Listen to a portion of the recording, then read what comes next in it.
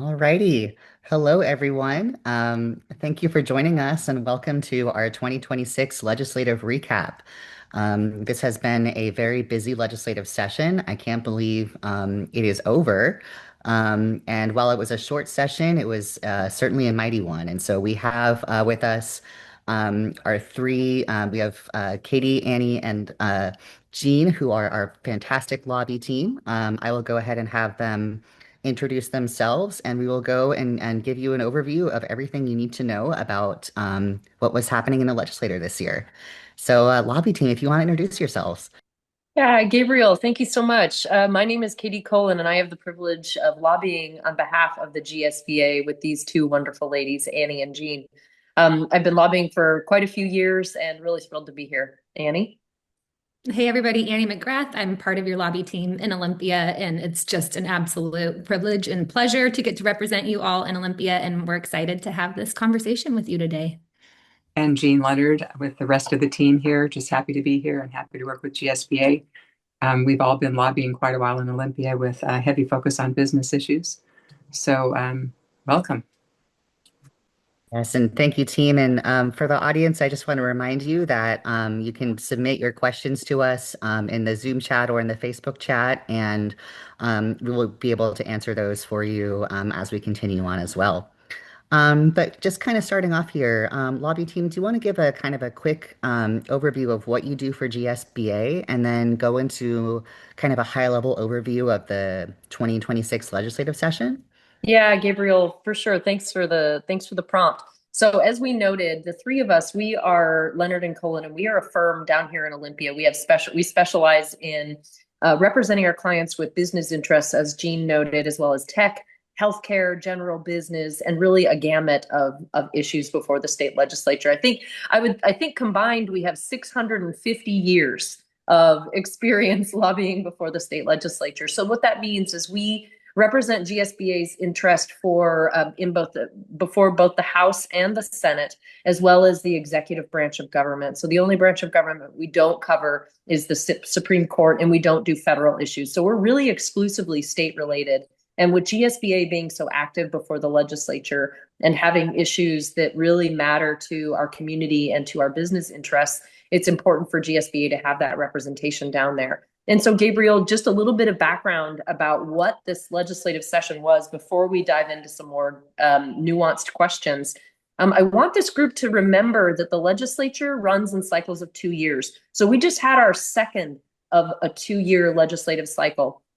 Both the House and the Senate and the governor's office are what's called a trifecta. So the Democrats maintain full control of both the House, the Senate, and the governor's office. As you all know, Governor Bob Ferguson is our governor. So this was his second legislative session observing the work of the legislature and then acting in his capacity after adjournment.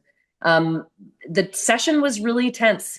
It was really intense, and for a lot of reasons that we expect GSBA members would be familiar with. The session focused heavily on budget adjustments and new revenue proposals. And despite hundreds of bills introduced and carried over from the previous session, those bills that don't pass in the first session get carried over to the second. The compressed timeline and fiscal constraints really produced a high conflict legislature. And we saw the legislature really spending much of its time on budget, tax debates, and as Annie will get into in a little bit more depth, historic for Washington state revenue proposals. And it was interesting, though, because of the budget pressures in Washington, ultimately, we saw fewer policy bills advance than we'd seen in recent years. And so as the legislature really saw fewer policy bills that had any money attached to them pass, they really focused on resolving budget pressures. And it was kind of what I would suggest it might be what you expect. Washington state really was, I would suggest, trying to position itself as a counterbalance state to federal policy. So really reacting particularly on healthcare, reproductive rights. How do you position Washington state as something different than what we're seeing from the federal government? I would suggest that responses to HR1 and healthcare were really pronounced, though Washington state for businesses, I'd suggest the message is really hold on tight. The key takeaway here was that continued trend towards targeted taxes and what appear to be competing pressures on state interest versus how businesses, small and medium-sized businesses especially, are going to survive and thrive in Washington state. How do these two things work together? So lawmakers introduced big forward-looking policies around AI, wealth taxes, business-related proposals, and things that have economic impact. And we'll dive in with a little bit more depth throughout this presentation. But Gabe, I think that gives a little bit of example about what the legislature was going through. It was tough. No money, and responding to the federal government puts the legislature in a tough spot. And the last thing I'll say before we dive in is keep in mind throughout this whole presentation, elections. The entire House of Representatives is up for election this interim, meaning after the legislative session. So starting May 8th, we will know who fully is running for all those House positions, and half of the Senate is up for re-election as well. So legislators had all of these concepts in their mind as they're moving through their legislative session. Wow, that is a lot of folks that are up for re-election, and I'm sure those election stakes were top of mind as they were legislating this year as well. For sure. Do you want to kind of speak a little bit to the spending cuts versus tax increases debate that's been going on? Yeah, I think that I think we need to think about it as as carrying over issues from last legislative session. So last legislative session, the legislature was looking at a budget deficit of around 12 to 15 billion dollars, and the legislature needed to address that. Its only purpose really is to pass an operating budget, and it was successful in that last year. And what that meant for this year is they had a budget deficit that continues to carry over into this supplemental budget year. The only obligation of the legislature is they don't have to pass any policy bills, but they do have to pass a supplemental budget. And so I know Annie is going to talk a bit in a moment about the millionaire's tax, but it really put pressure on the state legislature to say, okay, we have a huge budget deficit. We also have taxes that were very unpopular last year. And how does Washington state get out of a budget hole, especially when they might feel that they can't rely as much on the federal government for that funding and assistance?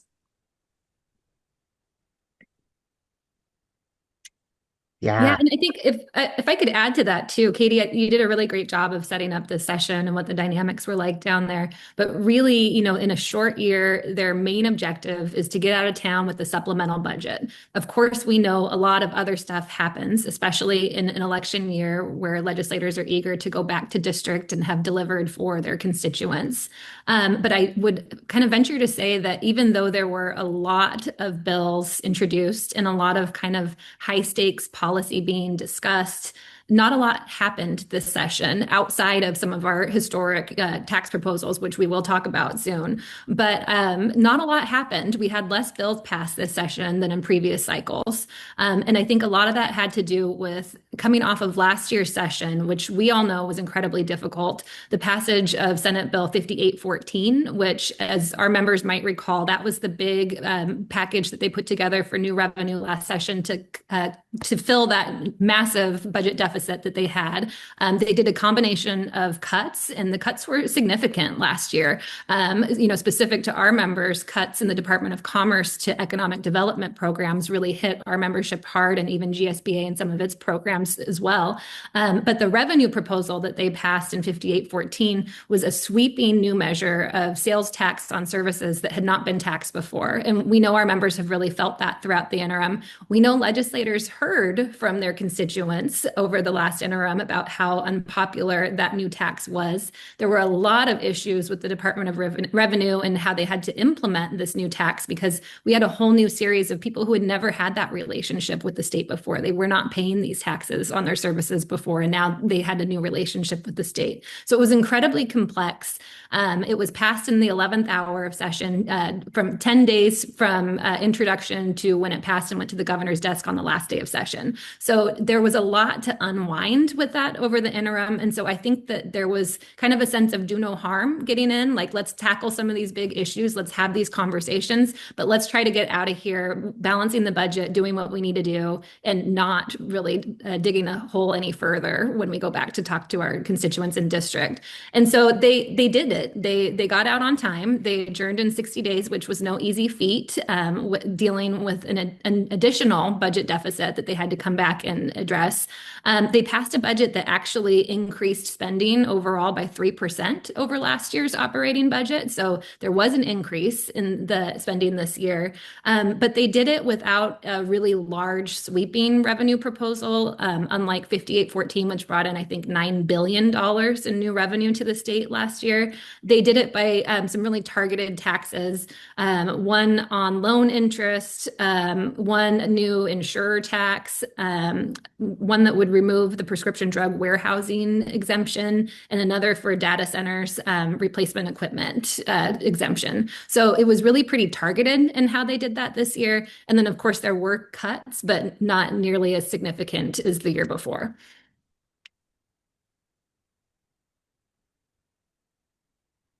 Thank you. So what are the top issues, some of the top issues that you prioritize this session? Well, I think that, I mean, before diving into GSBA, if I could take a minute to talk a little bit about the millionaire's tax, just because it took up so much airtime and it really is massive for our state in terms of tax policy, and something that I know legislators and, many advocates have pushed for years. So the legislature did enact a new millionaire's tax this session. Early on in session, Senate Democrats and House Democrats signaled that this was a go-home issue for them. The state has long been interested in moving towards more income-based tax structure that's less regressive than our current sales tax structure and B&O and all the other regressive taxes that we have. I know GSBA's had interest in having a part in that conversation and has taken place in conversations with policymakers for years on how do we move to a more progressive revenue system. I think that the Democratic majorities believe that after many, many years of history of our state saying, no, we don't want an income tax, they think that that sentiment is shifting and that this was the time to test it. And so the test came in the form of the millionaire's tax bill, which would, for the first time, tax on income for individuals and married couples. Any income over $1 million annually would have a new 9.9% tax. The governor very early on said, yeah, I will sign a millionaire's tax if it comes to my desk. I think it's time to test it. I think I agree. We're ready to do this. Let's look at our regressive tax structure and let's figure this out. But he also pushed back and said, if we're going to do an income tax, it can't all go to the general fund. We want to see some of this returned to both citizens and some relief for businesses in the package. So there was a lot of negotiation back and forth between the House and Senate Democrats and the governor's office on this throughout session. Ultimately, the Senate passed the bill with somewhat little fanfare. I mean, I would say that the Senate Republicans really put up a fight over there. It was contested, surely, but it passed out of the Senate, was sent over to the House.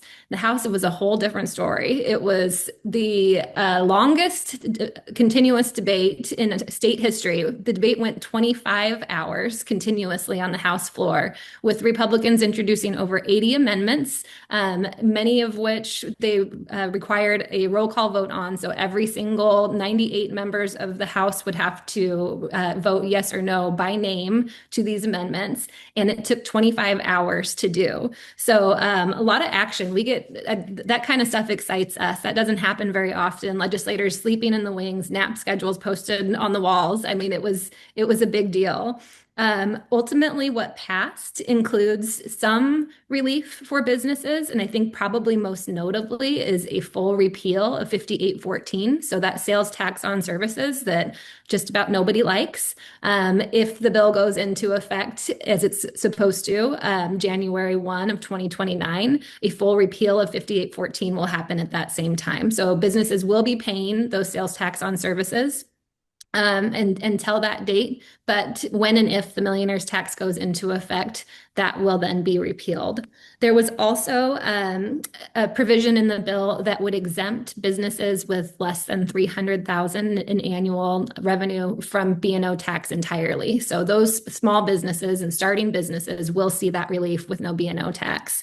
And then there were some items that will now be exempt from sales tax as well, like personal hygiene items, things like diapers, deodorant, shampoo, soap. That was part of the package. And they also expanded the working families tax credit to about 800,000 households. So there was a little bit of mix give and take with that bill. It's not over. There's already been a lawsuit filed, which the legislature and the governor fully appreciated would happen. They believe that this is something that needs to be tested in the courts, which is why they sent kind of a narrow version of an income tax that way as a test.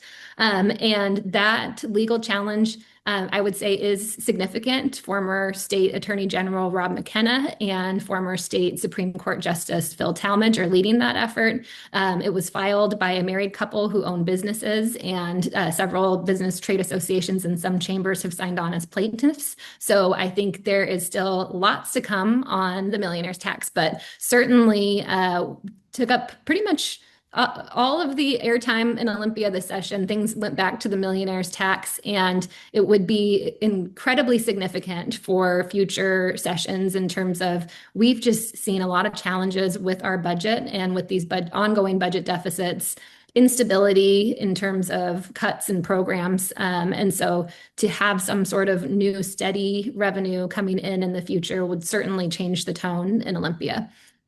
And you'll note that Annie said the effective date is January 1, 2029. So despite all the talk about the budget deficit that came back again this year and all the talk about filling budget holes, this proposal does nothing to assist in the current budget hole.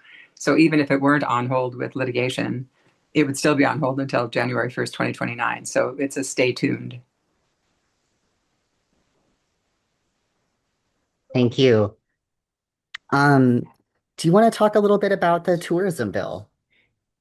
Oh, Our yeah. favorite. We love good stories from session, and this was a bright spot, I would say, for a lot of businesses statewide. I don't know if all of our members or everybody here is aware, but our state kind of has a long history of underfunding tourism to the point that we closed our state tourism office in 2011, and we're the only state to not have one. And so we are severely underfunding tourism promotion in our state, and we know that funding tourism promotion, bringing visitors into Washington, that is one of the best ways that we can boost our local economies and support small businesses across the state. And so for many years, Tourism Coalition has been working together to try to figure out how do we address this problem, because the state is just not going to spend general funds significantly to get us to where we need to be competitively with other peer states that, we're competing with other Western states here to try to bring in visitors, and we're just not putting the same level of investment towards that effort, and we're losing out because of it. We have seen that during the recovery from COVID, our neighboring states like Oregon, Montana, and even Idaho are eating our lunch. They are bringing in visitors. They are capitalizing on the international travelers that are coming into the states. And we are just not, because we don't have the resources to invest in that effort. And so House Bill 2325 was introduced this session. It's a culminating effort of many years of work. Gabriel, we know you've been working on this for years, and many, many stakeholders in the hospitality industry. And what the bill does is it follows a structure kind of that we have had some success with in Washington, and also a bit of a hybrid of the program that they use down for Visit California. But really what it does is it brings together the businesses that benefit most from tourism, brings them to the table to put together a program in which they can pool together modest assessments, modest marketing dollars as different industries. It all goes into one pool, and then those funds get to be used to promote Washington internationally and domestically. What's really cool about this program is that it's business driven. It allows the businesses that are going to be paying into the program to be at the table to just design the program, to make decisions about how it's going to work and function, to provide the oversight over it, and then to make decisions about whether do we want to continue the program, or is it just not working? So the businesses really have control over the program and how it works, and whether or not they want to continue it. For the assessments, the businesses also get to set the rate, and then there is a vote. So every industry that would pay, and if you're a business that would be considered eligible to pay into this modest assessment pool for marketing, then you would have an opportunity to vote yes or no whether or not you want to participate in the program. Any industry that says no to the program will not be required to pay an assessment. Any industry that says yes, we want to be a part of this, we want to be a part of the program, they would then pay that modest assessment to help promote Washington tourism. And so it's pretty exciting because we've seen what can happen in other states, and the modeling shows that if we invest at the same level as some of our Western peer programs are doing, then we stand to gain over $14 billion in new visitor spending over the next 10 years in Washington. That's $14 billion in our small businesses all across the state. So it's a pretty exciting proposal. We think it's one of the very few and rare opportunities the legislature took up this session in terms of investments, because as we know, economic development is really, really important, and that investment is strong for our businesses. But in the budget climate that we've been dealing with for the last few years, it's just not happening. The state can't make those investments. And so this is a really rare opportunity for us to take advantage of a moment. Yeah, I'm very excited about this advancement, and something that I'm excited about as well is that the tourism folks will really be focusing on supporting tourism throughout Washington State, which includes providing things like micro grants to smaller local tourist industries and organizations. In the past, we've seen that look like grants that can be used for things like local pride events, Juneteenth, as well as training for hospitality folks. And so I'm really excited. I think this is a great opportunity to bring more tourism throughout Washington State. I It was remember It was last. certainly it was certainly a bright spot. It was certainly a bright spot as Jean and Annie and I go through these updates. We're really hitting the high points first. It was not a great, I would suggest not a great year for business overall or for anybody subject to some of these various and sundry tax proposals. But the tourism bill was really truly a bright spot for our community and our constituency who wants to see business thrive in Washington.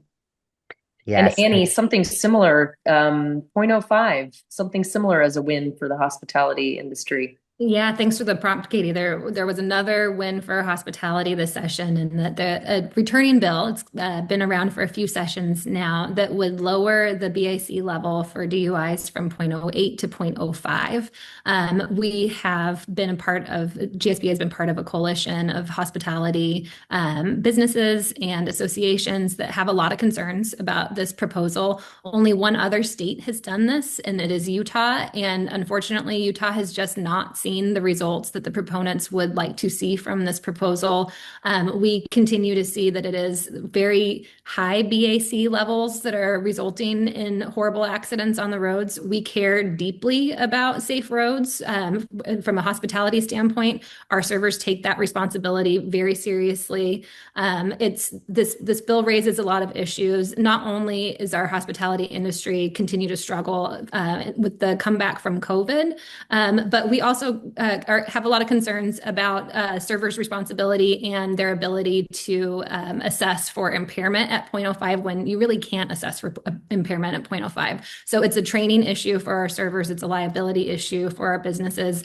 And it also could really impact what has been a struggling environment for these folks for years too. So I think the bill this year, Senate Bill 5067, it actually did get a vote on the Senate floor, which it has not come up for a vote in either chamber in the few years that it's been introduced. It came out of the Senate and over to the House where it died. The legislature, we think, wisely opted to tackle the backlog in toxicology labs across the state so that we can start getting these tests processed and prosecuting those who have repeat offenders, high BAC levels, people who are real danger on the road. And so we think that was a great step by the legislature this year. But we anticipate the .05 bill will be back next session. This year, we were happy to see the House put it down. So it might come back next session for what, the fifth year in a row? That It'll is, be back. It'll be back. And the wow. hard part, this is a very difficult issue because the proposal is touted as a solution. Everybody wants drunk drivers off the roads, nobody more than the hospitality industry. But this doesn't really provide any solution to the problem, and the statistics bear that out.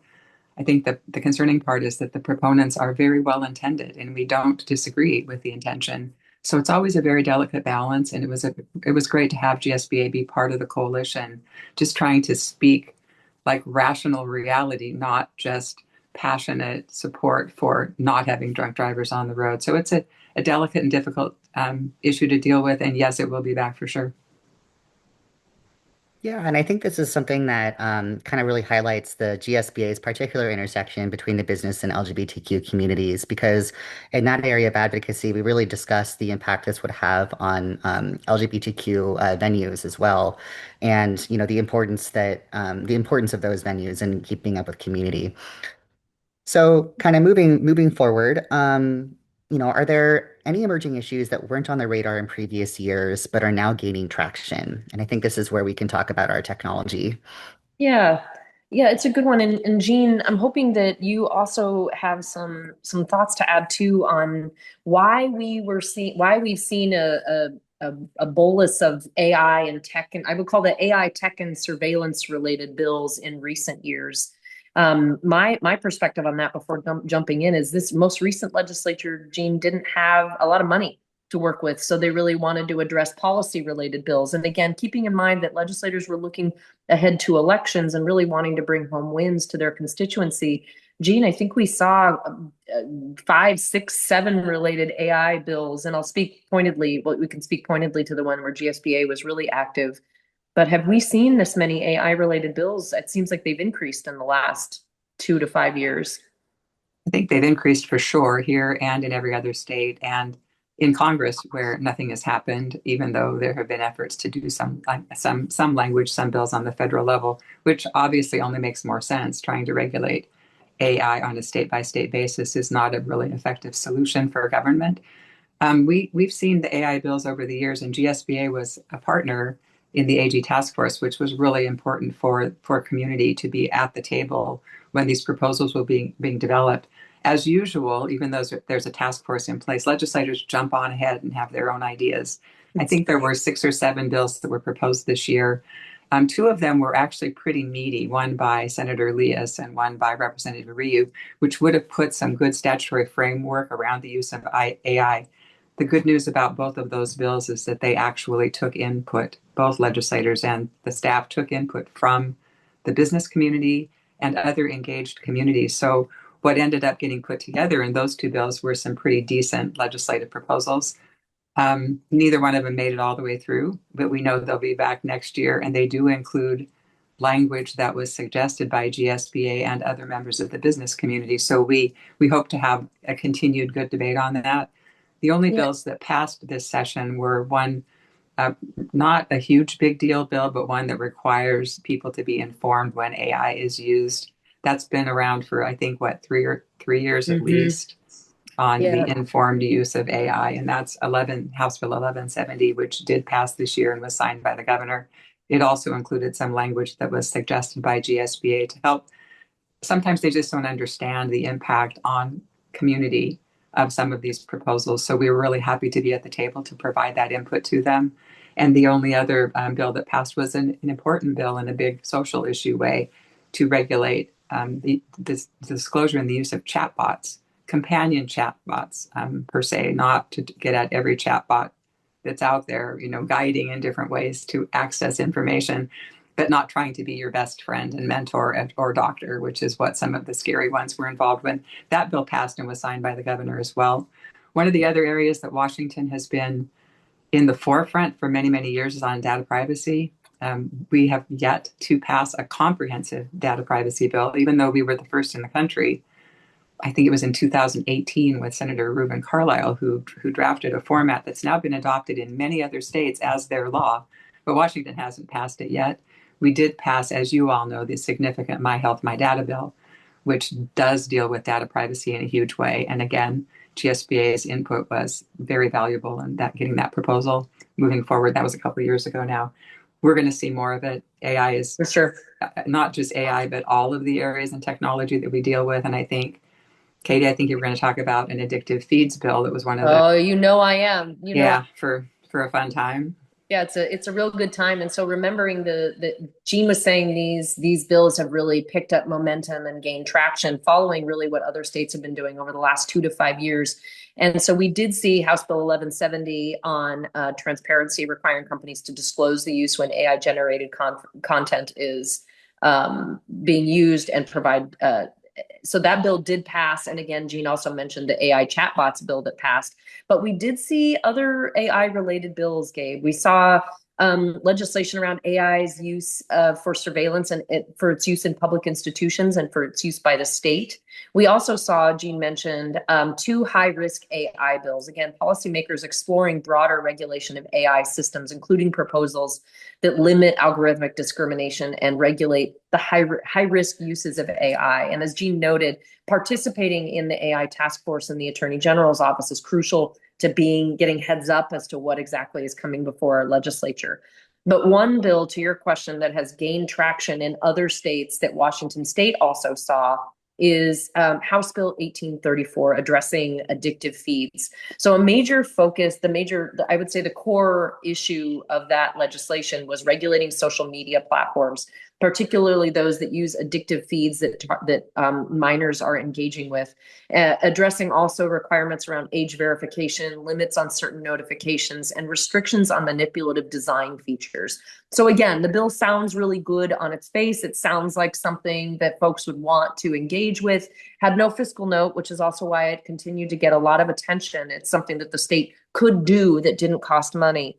But again, we would suggest that sometimes even best intended policy goes a little sideways. You heard that theme as well on the .05.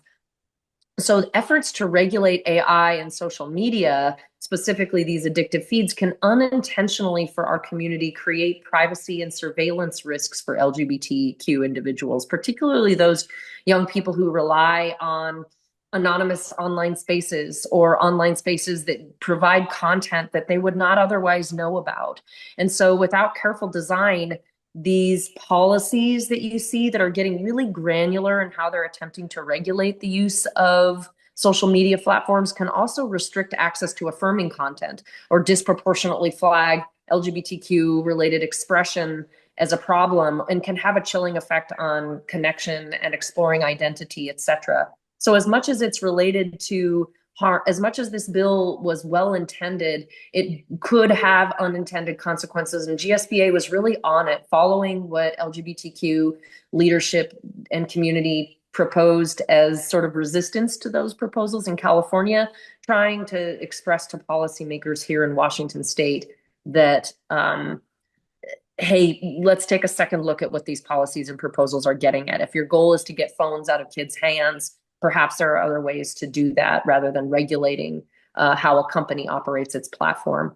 And Gabriel, I don't know if that's it. I don't know if you were also trying to get at issues that in previous years hadn't been gaining traction, but are now gaining traction, taking a hard turn to healthcare. We're seeing similar themes in healthcare. So tech issues really having a pronounced presence in Washington State as well now as healthcare. And I think it's probably obvious for the folks who are, but it might not be for the folks who are participating in this meeting, understanding that Washington State is trying to position itself as a counterbalance or a counterweight to federal behavior. We saw HR 1 come out from the federal side of things, and Washington State really reacting to what are going to be very significant curbs and losses in the healthcare world, meaning curbing who can access Medicaid, how they can access Medicaid services, really looking as well at how does Washington State respond to HR1 by using state dollars to backfill. This legislature used state dollars to backfill Medicaid coverage losses for including non-citizen populations and to try to stabilize that healthcare safety net.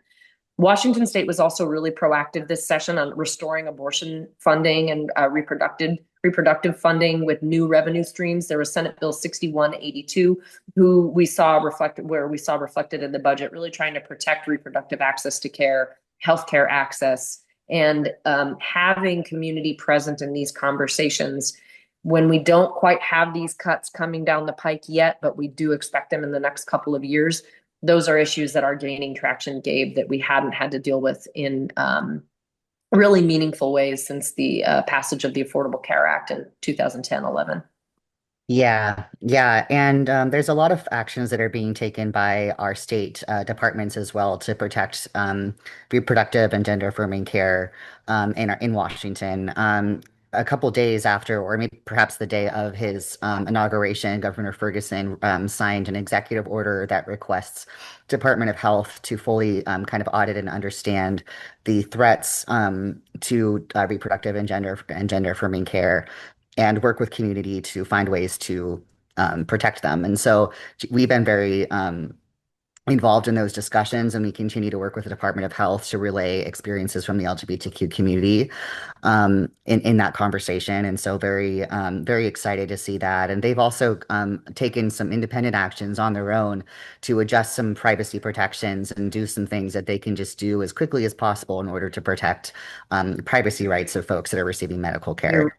You're right. I mean, really, the legislature is trying to do creative ways of even trying to go through what are called collaborative drug therapy agreements to try to figure out how they can blind certain information on the back end. So, Gabriel, you're right with that executive branch taking a leadership role there. And if we're gonna, as this call proceeds, I want to make sure that that our audience knows that GSBA is in all of these conversations. So, when the legislature and policymakers are trying to come up with creative ideas on how to protect community and how to maintain access to care and how to maintain access to services, GSBA, your presence with elected officials right now when they want to hear from you during an election season matters. Making sure that you have that time with the legislator to tell her why your health matters, why your access to care matters, why your thriving business matters. Now is the time when legislators are running for office and really do want to hear more about that. Yes, yeah, that is so important. And if anybody watching this, would like assistance in reaching out to their legislators, please let us know. That is what we are here for. We are happy to broker those conversations and support you in that. I also just kind of really quickly going back to the AI conversation. GSBA has been very interested in the impacts that AI can have on the LGBTQ community specifically. I'll just say it, I'm a big sci-fi nerd, and so I'm really kind of on top of these things just on my personal life as well. And so, like Jean mentioned a couple of years ago, while the state was creating a work group that would kind of advise on legislation for around AI, we really advocated to make sure there was a representative from the LGBTQ community in that room, that is providing that consistent representation. Because there are often a lot of just aspects of things that impact our community that folks who aren't in our community won't necessarily think about. Like, for example, the data that AI is trained off of, whether or not if the data is based off of, the quote unquote norm of, you know, the people that they take it from. That means that oftentimes you're going to have LGBTQ relationships won't be nearly as reflected. LGBTQ issues, trans folks, etc., will not be as present in that data. That's just kind of one example of the multitude of different ways that AI intersects. And so we are very looking forward to continuing to kind of watch over that and participate in that conversation. In addition to the kind of AI piece, I also wanted to highlight very quickly that GSBA also supported the effort to regulate automatic license plate readers in our state, as well as to require folks from ICE to wear face cover to not wear face coverings. These are two pieces again that came from the the federal landscape of additional attacks against our immigrant communities, and especially the automatic license plate readers were not regulated in our state, and that is kind of another area in which states that have folks that come to our state to receive gender affirming or reproductive health care. Um, Oftentimes the state that they reside in can follow them using the data from ALPR or automatic license plate readers. And so this is another way to make sure that those folks are protected. And we contributed to that conversation in a space that was slightly different from the main kind of arguments, but still very relevant to our community. Very much. So kind of going forward, what are some proposals that we're the most concerned about from a business perspective? Um, Gosh, you're asking a huge question, Gabe. That's a fun one. And Annie and Jean, I know that we had seen that we had lots of proposals that we were actually seeing come out of Seattle, city of Seattle, which Gabe, I know you're heavily involved and invested in. Annie, Jean, are you able to speak at all to a couple of the proposals we saw around payroll and then also the Walmart style healthcare related tax? You mean Yeah, tax, tax, tax? Tax, Yeah. tax, tax, tax, tax. And I think I have to go back to something that, Jean called out earlier with the millionaire's tax discussion is that doesn't go into effect until 2029. And we're continuing to have major budget issues in our state in terms of every session we come in and we're further in the hole. And so I think, everything has been on the table in the last few sessions and we're starting to run out of options. They've pulled a lot of levers already. A couple proposals that we saw this session and then even in the session prior, one was a payroll tax, very similar to the city of Seattle's. And so it would be a 6% tax on payroll. That was hugely unpopular with the business community and business came in force to fight that one. The governor really signaled very early on in session that that was not something that he was interested and would not sign if it came to his desk. And so that one petered out early. But again, we are running out of levers, so it will certainly be back next session. And then another one that gained a lot of traction late in session and actually kind of looked like it was going to go for a minute was something that has been around before, but it's been, I think, years before it's been seriously considered again. Years ago, they called it the Walmart tax, but really it's targeted at companies that have employees on Medicare. And so this would be an assessment for employers that have employees on the Medicare roll, and they would have to pay the state, I'm sorry, not just the state share, but the full share for their employee. So it looks like it would probably be about $600 per employee a month for those employers. And just generally, it's a very difficult proposal, even operationally, to figure out because you would not be assessed until after the fact. And so many employers would have no idea that they owed this to the state because they don't know where their employees are getting healthcare, especially if you're an employer that offers healthcare and an employee has, for whatever reason, chosen not to use that policy. So I think that was a really tough one. It looked like it was going to get traction in the end because it came so late and there was so much opposition to it. I think legislators tabled that one, but we'll certainly see it again next session, especially as we get closer to having to really reconcile the impacts of HR 1. And just one minor, it was Medicaid. Yeah, sorry, Medicaid. Yeah. Mm-hmm. Yeah, it's just the Medicaid population. And as Annie suggested, employers don't know when an employee is opting to get into the Medicaid system. And Washington, unlike many states, apparently has a pretty generous Medicaid benefit. So employees do choose that route. So it's that kind of confusion, Annie, I think is what finally set it down. But there is a lot of conversation going on about that. So we're sure we're going to see that one again. Jean, Right. Jean and Annie, do you think that since the millionaire's tax is going to be so delayed in its implementation that the legislature has a high or medium likelihood of passage of either a payroll style tax or a Walmart style tax? Do you think that that's a possibility? I mean, a high to medium likelihood in those If the governor stays the course on payroll tax, then we probably should expect that the attention will be on the Medicaid bill. I can't imagine that it won't be. I don't know that it passes because it is confusing. But especially with HR1 cuts coming down the pike. I agree. yeah, I agree. Gabriel, you asked all the fun stuff. I know, I know. And you know, when we were doing our preparatory work for this call, you asked about, you know, sort of a theme of what might be changing. And one of the question you asked is, you know, what are we most concerned about? Are there bills that failed that are coming back? One of the things that we're also concerned about really is how is politics, how are politicians, how are our elected officials responding to us as LGBTQ community members and allies? At least in my N of one is we're seeing I'm seeing things kind of backslide. So rhetoric is changing and kind of going to old school rhetoric. The way that I've even heard folks now talk about repeals of same-sex marriage in certain states, which of course is nauseating to contemplate, but also this is the world that we're in. So when we're seeing a sort of backslide at the federal level, and we're seeing Washington State try to position itself to stay strong in upholding the rights of its citizens and its residents. It's something. It's a place for the GSBA to be. It's a Nobody else is there at the intersection of business and the LGBT community. It is the GSBA. That is where the GSBA shines. That is where our work is done. It's a very unique spot for us to be in. We are unlike any other business chamber and unlike any other LGBTQ related advocacy organization, sitting there at this crucial point in time and at this crucial point socially and politically.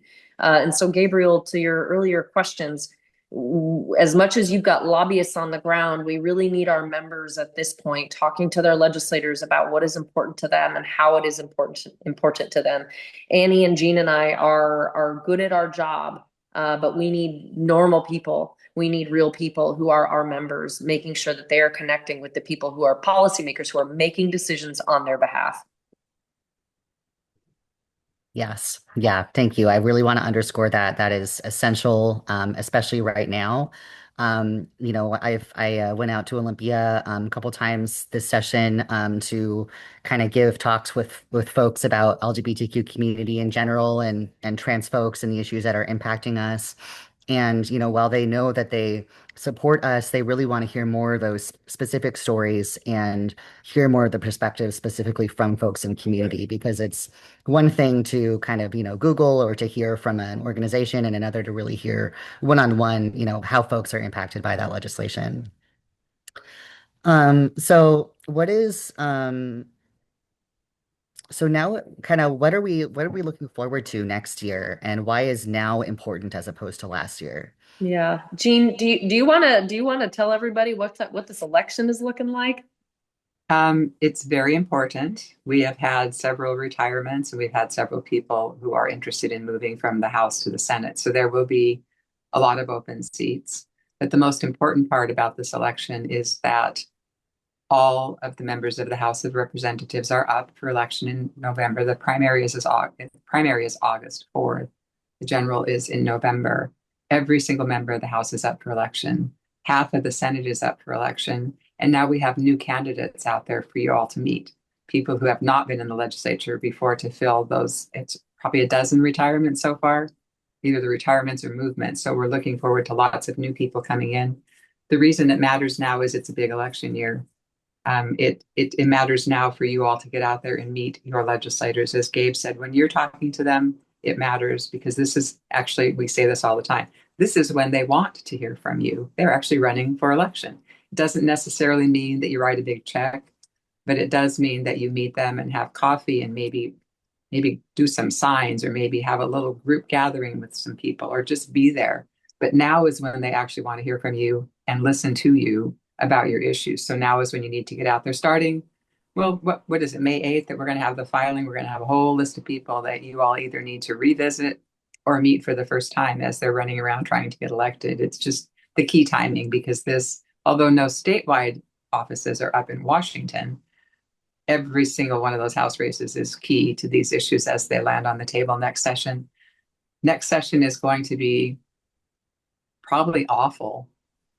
We're already we're already hearing about budget deficits again.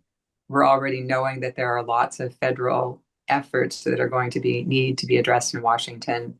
And the business climate is challenging. As many of you in your businesses know, it's been a difficult couple of years with the legislature. Annie, Katie, I don't think we expect anything less than that this year. So the fact that you can be out there now in the next several months to get to talk to your legislators and help them out, if you like what you hear, that's really key. So I think that's why this year matters as opposed to last year, is because so many seats are up.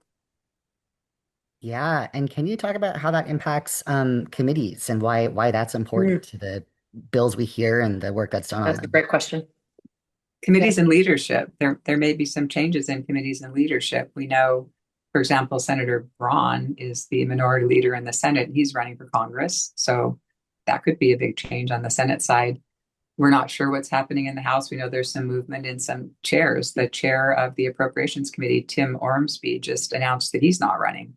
So that's going to be some movement on a key committee for many issues that GSBA deals with. That Appropriations Committee really matters. Other committee chairs are moving. So Gabe, we're not sure what the committees are going to look like. So you don't know at this point, if you're talking to a legislator who's not a chair, things may change, and you may be actually talking to a voice that's going to make a huge difference in an issue that matters to you. So it's just literally get to know your legislators in your district and get to know the people who are running. It's just things are changing. Is it easy to do that? I mean, Annie, Jean, how do we do that? So my understanding is I can just go to a coffee shop and sit down at an office hours with a legislator. Is money always involved in these interactions when they're running? How do we meet with these guys? No, you don't need money to interact with your legislator. I mean, it certainly is nice for that legislator during an election cycle. But I keep an eye out for if you're on their distribution list for e-newsletters. Often they host coffees. They love it when you show up for that coffee. It's a great opportunity to interact with them. They're more excited to meet you there than you are to meet them, I'm sure. Because it is an election cycle, you do have opportunities to volunteer on a campaign. That's a great way to get some face time, and that's a relationship that they will always remember. If you're somebody who showed up to wave signs on a corner with them or make phone calls to get out the vote, fantastic. I'd also say it's a way to impact change. Let's say you live in a district that, you've got a longtime legislator who is solidly reelected and, there's just not a lot going on in that district. Look at swing districts. Is there an opportunity where there could be somebody friendly to our interests and our community running in a district that has a harder time? Well, they need a little more manpower, a little more help out there. So volunteer your time in that district. It doesn't have to be your home district to develop that relationship. I love that. There's a group of older white men that I live right next to Ballard High School that go down to the high school every Sunday and they hold a giant sign that says protect Black trans kids. And Hell yes. Awesome. such an amazing presence to see them do this so consistently. And it, even small acts like that, I mean, that's a pretty big act, but it acts like that really change the vibe of the community and really push us in that forward direction and really, help the communities that need it the most. So anything that folks can do. Gabriel, thanks for bringing that little bit of joy to this call. That's really lovely. And I will say that in my experience lobbying, and I'm sure Annie and Jean feel similarly, it's really a low pressure vibe to go to a coffee shop and say hello. And then what ends up happening is you have a legislator who picks up the phone and says, "Hey, Gabriel, I've got this bill that doesn't make a lot of sense. How does this impact you?" And they can get a hold of Annie and Jean, no problem. They can get a hold of me, no problem. But what they actually want is to talk to somebody who voted for them, because that matters to them when they come back to district. So I hope your dudes on the corner are going to talk to their legislators, and thank you Oh, for that. You Thank know you it. for making it accessible. Of course. And Well, Gabe, can I put in one plug? It's not legislative, but I do hope that members are paying attention to the Supreme Court races this election as well, because those are really important. And there are actually 5 seats up, which is the majority on the Supreme Court. So it's an incredibly important election for us to be paying attention to. Please get educated on the candidates. Of those 5 seats, only one of them is an incumbent. 2 have been appointed to retiring justices' seats by the governor, but they are new to the court, and 2 are retiring. So this is going to be a very new court, and so it'll be an important race and one that not a lot of people are paying attention to. So just wanted to throw that out there. Good call, Annie. Yeah, And we Gabe, will this is the call. one time of every year, every election year, that we lawyers get calls from everybody we know about who should they vote for Supreme Court justice. Don't count on that. There are other very reliable sources that you can look in to see the background of these candidates, but it's key. Not the most significant, but they will be looking at the millionaire tax case. Correct. So, and everything else. So anyway, thanks, Annie, for remembering to bring that up. Yeah, this is huge. And as we're doing plugs, I also want to remind members that GSBA supports the No Hate in Washington State campaign, which is urging voters to vote no on two initiatives that will be on November's ballot that would significantly curb protections for LGBTQ students in Washington State. And so we fully support that campaign. And if you'd like to learn more about that and that work, please let me know because there's a lot to be done. Well, before I sign off, team, are there any additional thoughts you want to bring to our members or anything that you're looking forward to for next year? Hold on tight. We're keep it going one step at a time. Yeah, and I want to say thank you. Gabriel, your presence in Olympia has been tremendously helpful. You're always game to drive down and testify and have meetings, and just a huge asset to the association. So thanks so much for all of your guidance and direction this session. And You're every our session. fearless leader, Yeah. Gabe. Thank you. We appreciate you. Thanks, team. It's been a blast, and I couldn't do it without you. Well, without further ado, thank you so much, everyone, for tuning in. This will also be put on our YouTube and on my blog for folks that want to watch it later. And again, please feel free to reach out to us for any additional understanding or work in the legislative realm. That's what we're here for. Thank you so much. Thank you. Thank you. Take care.